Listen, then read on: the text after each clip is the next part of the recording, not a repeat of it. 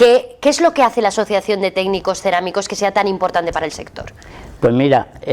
lo primero es interconectar a las personas para que haya una relación entre todos nosotros dentro del sector y compartamos conocimientos, experiencias que tenemos, ¿vale? Eso es importantísimo.